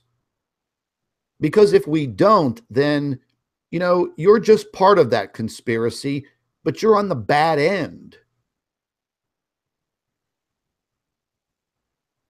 And I'll be honest, you know, I mean, if people say, oh, you know, you're arrogant, all you do is talk about yourself. Well, when I talk about somebody else, you know, I get criticized for that. When I defend myself against somebody else, I get criticized for that. Well, you know, you can't make everybody happy, but I will stand up for myself. I will stand up for my beliefs, and I will stand up for myself whenever I'm attacked. Mm-hmm. And if anybody, you know, attacks Dr. Albers, I'll do the same. And I would do the same for each and every one of you. But what we're looking at and what we did view is actually there. And that's what we're reporting on. That's what we're criticized for. Yeah. Yeah, Melody. Just be you. Well, that's what I give you guys. I don't give you a fake personality. Mm-hmm. Yeah, I don't come up on here and preach and tell all of you, oh, I all love you. I love you. I don't even know any of you. How could I love you? Love's a pretty bold word. Yeah, Scott, I see someone just mentioned Fatima. And remember, we had that live stream before where we mentioned what happened in 1917. And there, at least 40,000 people saw 70. something in the sky. Yeah, and you know, the way I see it, something came between the sun and the earth, and it seemed like to me, from what we've observed these objects do, that it was one of these stellar cores that had by now rejuvenated and had approached the earth, and this was over 100 years ago. So obviously these objects have been coming into the solar system since then, except now they have all this technology that tries to hide the fact that they are here from us. They have the simulators, they have the chemtrails, they have a whole lot of devices that try to hide them from us. But then that was probably the beginning, probably the first one that approached Earth, and there was nothing to hide it, so people could clearly see. And, you know, that sort of thing we shouldn't just ignore. We should realize that these objects have been here for a while, have been invading our solar system and our sun for a while. Our sun has been invaded. And it may sound strange when people hear it, but the truth is they are here, they are affecting our sun, and they are affecting our planet. Well, there's no doubt about it. You know, there is absolutely no doubt about it. And, you know, folks, I mean, we have to continue to do the research and continue with our investigation because we are way too deep to just turn around and turn our backs on each and every one of you that follow us. You actually look forward to what we're finding. And that's okay. And if people think that you're nuts or you're crazy, well, when all hell breaks loose and, they're the ones crapping their pants and they don't know what to do and they don't know why this is happening, well, what are you going to do? You'll end up helping them because you already know deep down inside what is happening. You already have the information. You've already been researching and listening to it for quite some time. It's kind of like an ongoing saga. People should not be looking forward to the so-called end of the world because I don't think that's actually going to happen. But when you're dealing with the dynamics of the sun and a massive stellar core type of an object like Planet X, as we call it, well, then, folks, everything's kind of up in the air. Anything can happen at any time. That's the key. So keeping yourself up on the information, keeping yourself informed is what it's all about. We're not here to tell you a story. We're here to show you the evidence that we're finding. That's it. Cut and dry. And, we keep getting attacked left and right. Mm-hmm. But, it comes with the territory. No big deal. But I hope all of you, were able to strengthen your beliefs tonight based on what you've seen. And, you're not going to see this on any other YouTube channel that investigates Planet X.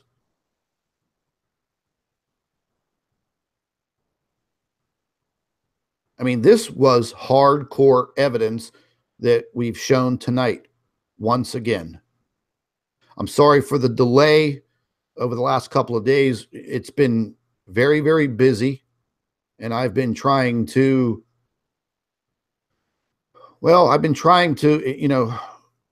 investigate a lot of things that are happening right now.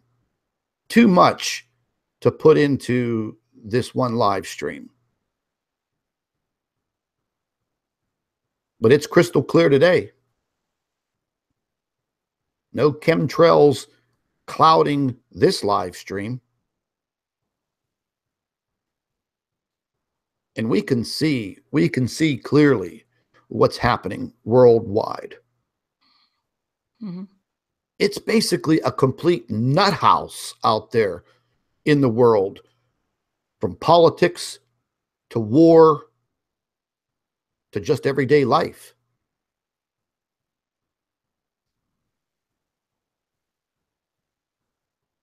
And I could see, kind of a drop off in our YouTube channels. But again, that comes with the territory. I've had a lot of people asking me in emails over the last few weeks if I mind if you share my videos. No, ladies and gentlemen, that's what I want you to do.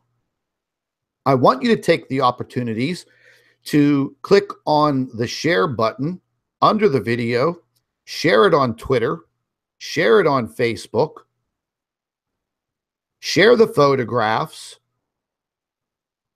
But what I do not like is when someone takes the material and misuses it.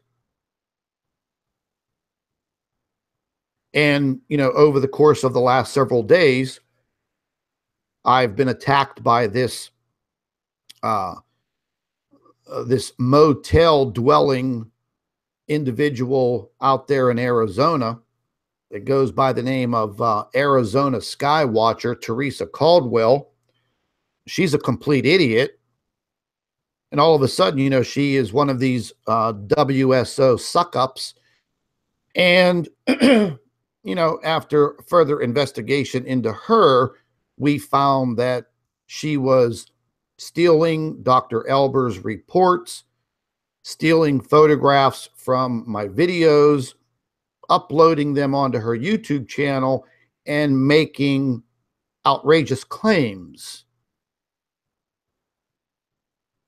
So, you know, that I don't like. That I don't appreciate.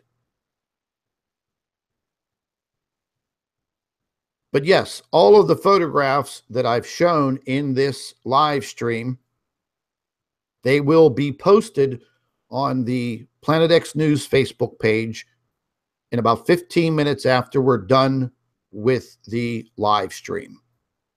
Each and every one of you have the ability to click on the picture, download it, and if you want to repost the photographs on Facebook, that's fine.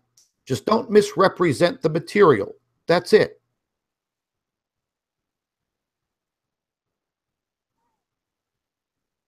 That's it. Cut and dry. You know, folks, what I find, it belongs to all of us. That's what we're all here for. So it belongs to us. We'll make it all of our discoveries. Just don't misuse it. And then we don't have a problem. Dr. Albers, anything you want to add? Well, Scott, you know how I always end this, and I think we should expect difficult times. We're already having difficult times on this planet. We see the seismic activity increasing. It's slowly increasing, and I think the Earth wobble is probably increasing. All of this is increasing slowly, and this is probably why most people don't actually notice what's going on. Unless they notice that there's an earthquake in their area, they don't see that earthquake activity is increasing around the world. But this is what's happening, and eventually, wherever people are living will be impacted in some way. And you know, so we are living in difficult times, and these difficult times are very likely to keep on increasing. So, you know, I always tell people that the best way is to prepare spiritually, and what we need is somebody to help us, and the only person who can help us and comfort us and bring us home to a good place, even if we are to die, because we are mortal. We can die if we are in some kind of disaster. And so we should prepare for that. And the best way that I always say people should be preparing is getting to know our Creator, getting to know Jesus, and developing their relationship with Him, and developing their faith and you know, in internal spiritual strength. That's what's needed at this time. Once again, I agree 100%. And ladies and gentlemen, real quick, I want to get the plug in for our new book, The Planet X Report 2017, now available on Amazon Books. And, you know, we got our first copy sent to us a few days ago. And, you know, folks, I have to say, it looks absolutely fantastic. It's the size of a magazine. These are Dr. Albers' reports and all of the photographic evidence. And it looks really, really good. The cost of the book, the paperback book itself, is $35. And yeah, that's a little pricey, but the size of the book, like I said, it's the size of a magazine. and everything is in full color.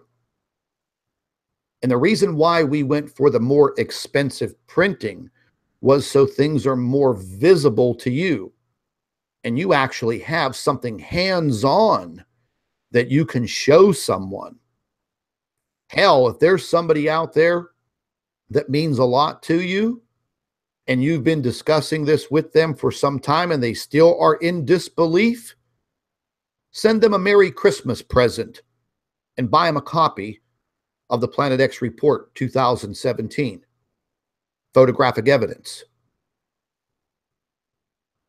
And we've already come under serious fire for this book. And the reason why we decided to create this second book is not to go out and make a bunch of money, because that's not going to happen. But we wanted to give everyone something tangible that they can hold in their hands. You can't hold a YouTube video in your hands. But this book, you can hold it in your hands. And it is incredible. We did a great job on this. It took a lot of time. And we're actually getting a lot of people from around the world that are emailing us that got the book, but still complain that they cannot view our YouTube channels from their countries.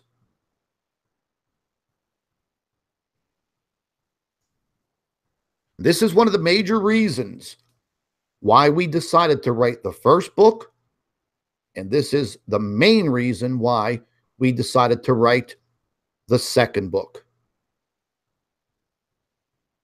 This is the main reason why we decided to go with a larger featured format. In the, like I said, it's the size of a magazine.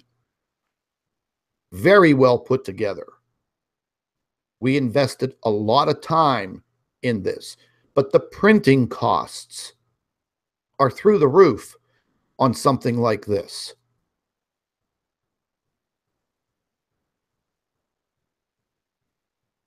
But it's definitely something that I think all of you should look into, whether you want to buy the Kindle format or the actual paperback. Because the paperback, man, when you hold it in your hand and you start leafing through it and reading through it, you really start to truly understand what you're looking at, what's happening. This is the evidence. Everybody wants a picture. Well, they're there, and there's going to be more. Dr. Albers and I, we're not just interested in making YouTube videos and holding live streams. We actually want to get the information out there in your hand. And we're doing that. We're also looking into some other avenues that are away from YouTube. I was working on one today for our video presentations. And this is going to blow a lot of people's minds when I'm finished with this project. But for all of you that want to invest in picking up a copy of this, go to Amazon Books. In the search engine, just type in Planet X. Scroll down, you'll see the book. The link is in the description box under our videos, and you'll find it on the Facebook, Planet X News Facebook page. Definitely check it out. What we're also going to be doing just about every 2 weeks, we're actually working on a series of Planet X reports. In each series, there's going to be 5 of Dr. Albers' reports and the photographic evidence in full color. The highest definition that I can get. And it will be in these series of Planet X reports. So you're going to have 5 of Dr. Albers' reports with the evidence and her scientific observations and the photographic evidence that I've captured. We're going to try to keep the cost down, but that's all based on the publisher. They set the costs on these things. We're trying to work with it now where we can keep the price down to, around $15. But folks, everything in life costs money. We're not doing this to get rich, because that's just not going to happen. But the main goal is getting something out there, a tangible product that you can hold in your hand and you could show people. And we're going to come out with this every 2 weeks. That's going to blow people's minds. Because every 2 weeks, there's going to be 5 more reports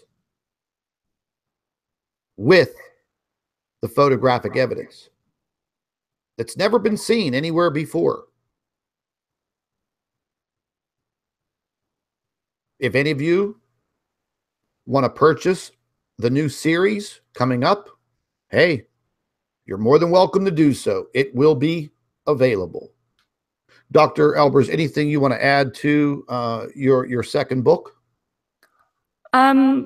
Yeah, well, I'm just very happy that I was able to write a second one. And well, I've been writing a lot of reports, and I like the fact that it's available to people around the world. And they have been blocking, as you say, our videos from people around the world, which is shows again that they are trying to hide the truth from people around the world. Because if there was nothing to hide, why can't people around the world watch our videos?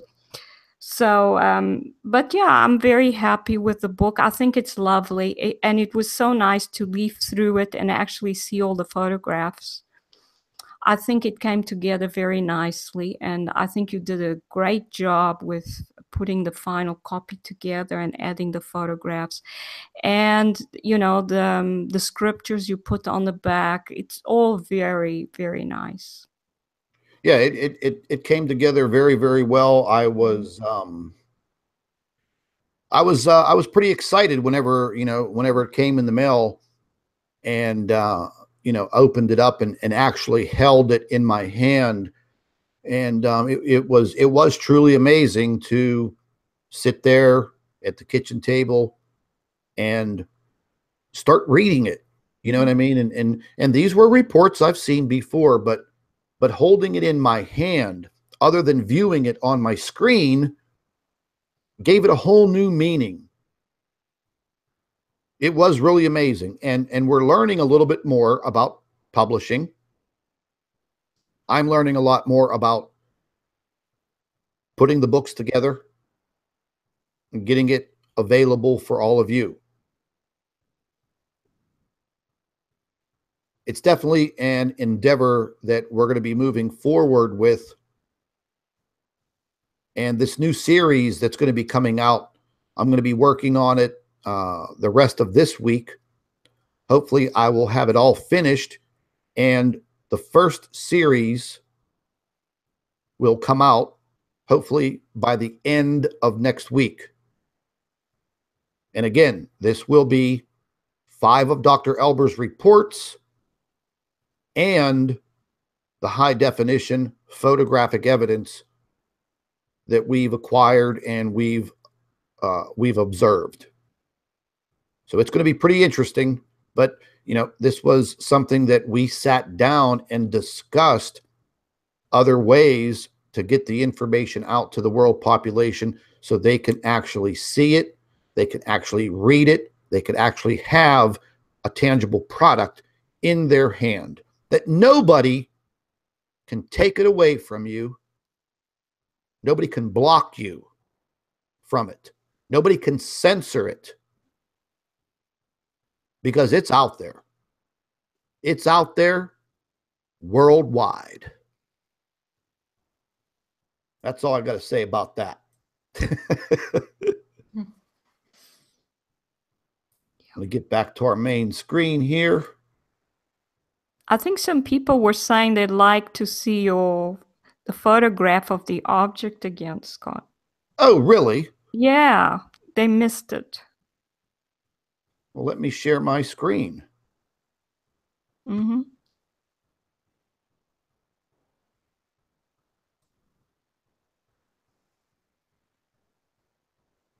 Yeah. Here's the first series of photographs on the SDO from November 15th. Mm-hmm.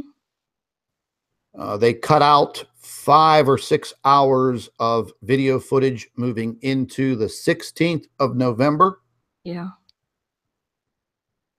And the whole of the 14th. Yeah. Yeah, we'll just get into this. Mm-hmm. Yeah, so all of you that didn't see it, this was on the SDO. I captured this on the 15th. Actually, I caught it on the 16th, moving into the 17th, and they had already deleted some of the footage. But this was the first photograph. We could see the object right there. Yeah. And here's a better shot of it here. That's amazing. You can see how three-dimensional and spherical it is. It's quite an amazing photograph. Here's a better shot of it here. Mm-hmm. And again, these are the best, highest resolution, high definition photographs. And, folks, I mean, I've invested in getting some of this software and, learning how to work with it and learning how to bring out the resolution so it doesn't pixelize whenever we need to zoom into it so we could see more detail. So other than that, no coloring changes or filters. I mean, this is a raw photograph. Mm-hmm. This one just had a solar filter as a filter on your picture program added to it. That's it. Nothing else. Clearly, big bad Planet X right there. Right where I said it would be, pretty much on time. This is another inverted photograph. No coloring changes, nothing. Clearly showing us the object slightly behind the sun, but slightly enveloped behind and probably within the sun's corona. This was all on November 15th, going into November 16th. Yeah.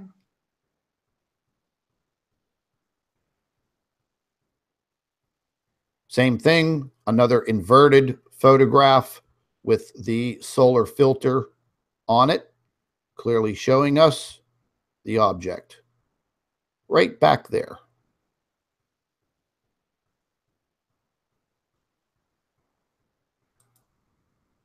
And this is a digitized high definition photograph. So it enables us to zoom in without the pixelization.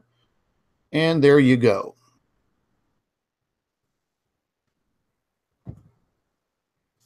That's pretty amazing photograph, if you ask me. I mean, I agree. If I was a disbeliever, sitting back watching this live stream, listening to me babble on, I'd have to be sitting back saying, what the? Yeah. Yeah, but you see people's view of the universe and the solar system and everything they've been taught is challenged. And it takes time for people to accept that this is actually happening because of that. And this is why we have to keep showing this over and over and over again, because it takes so long for the human mind to accept something that's happening that they thought is before is totally impossible. That's just the way our minds are. And this is our job, Scott, to just keep on showing it until people realize this is actually happening. These objects are actually there. You know what I find funny, ladies and gentlemen? That nobody wants to talk to Dr. Albers or I. Before, I would say at the end of last year and into the beginning of this year, I had so many requests. I'd get several of them a day for people that wanted to interview Dr. Albers and I in relation to our research into Planet X. And it seems now that every single person on YouTube that has anything to do with this subject matter, they steer clear of Dr. Albers and I. Doesn't that sound kind of fishy?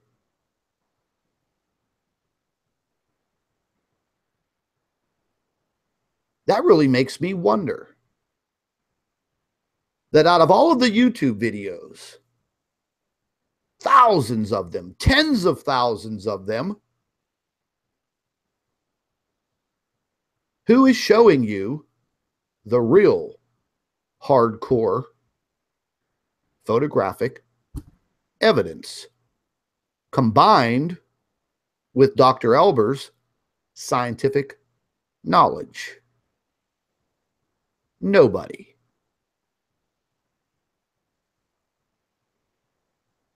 So I'll just throw this out there. If any of these other YouTube channels that report on Planet X or Nibiru, if you want to speak to me or Dr. Albers and you'd like to line up an interview, you get in touch with me. We'll spread the word together. We'll show you our evidence. We'll show you our observations.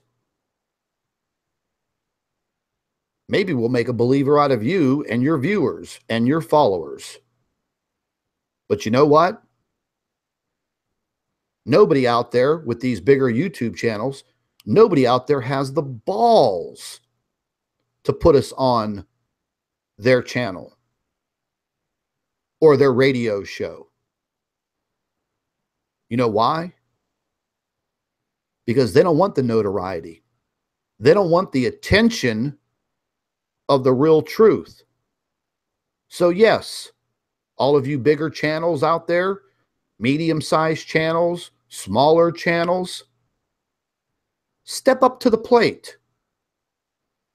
Invite us. We would be more than happy to show all of your viewers the real truth.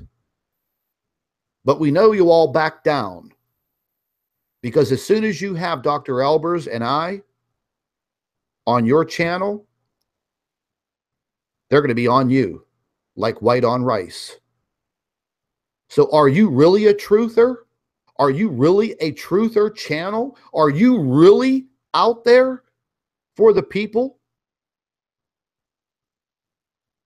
Or are you just a YouTuber?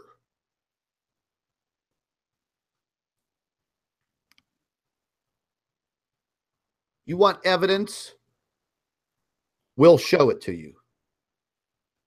If you just want to kick back, make your daily videos, satisfy your subscribers, you keep on trucking.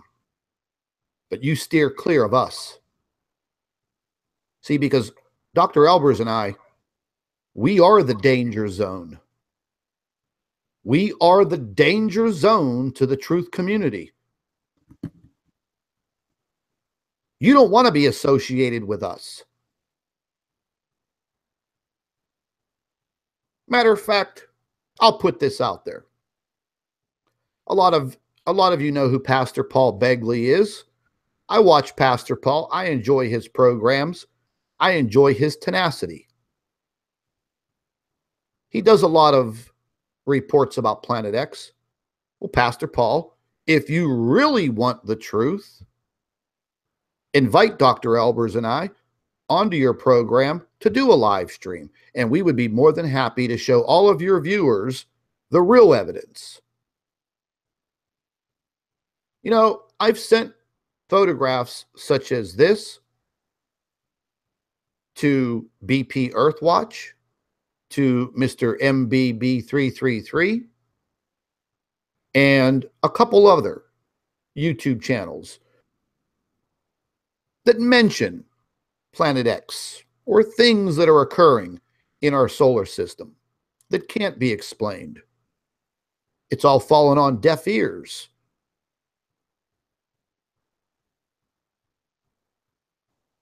I've invited a lot of these folks to get together, collaborate in a sense, and show your viewers the real truth. But it's all fallen on deaf ears. Hasn't it, Dr. Albers? Yes, you know, I think, Scott, a lot of people have been attacked by trolls, and they've decided that, you know, there's a limit to how much truth they will delve into, because they think it will get too difficult for them on YouTube. Very well said. Very well said. And that goes back to what I'm talking about. If you're going to be out there and you're going to call yourself a truther for the people, then grow a set of freaking balls, man. Grow a set of balls and show the real evidence. There are some guys out there and some ladies that I definitely respect. You know, we as a people, we do have the power in numbers.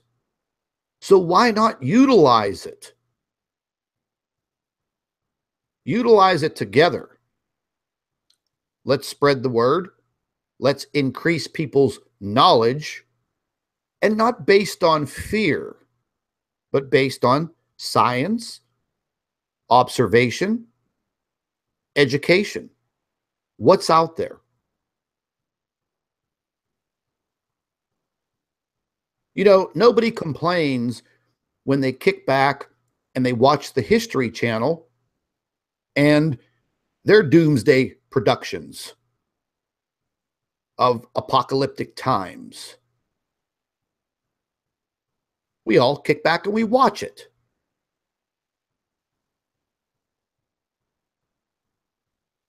But that's not based on real evidence, real observations.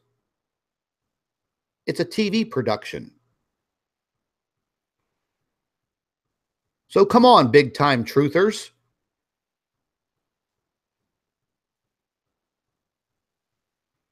Let's see some guts, man.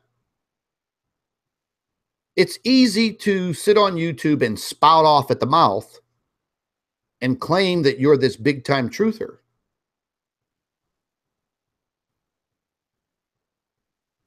Show people your courage. Let's do this. Let's do it.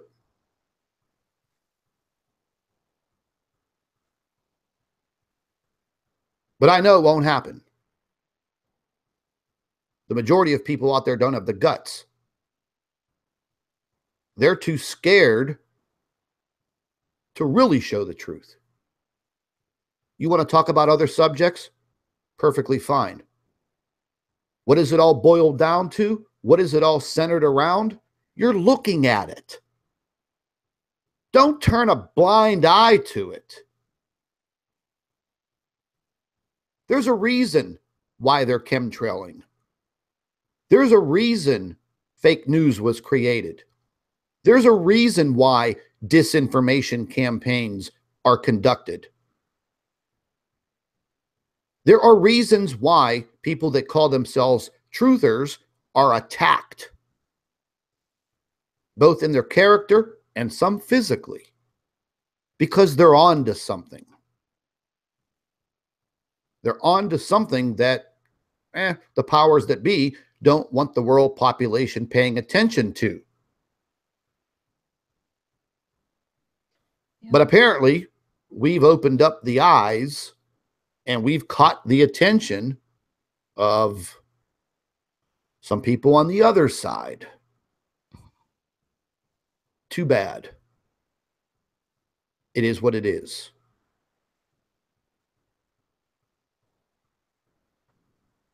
It is what it is. And like I said, folks, all of these photographs, they'll be up on the Planet X News Facebook page. Oh, you know, within 10, 15 minutes after we're done with our broadcast here, which we're going to be ending in a few minutes.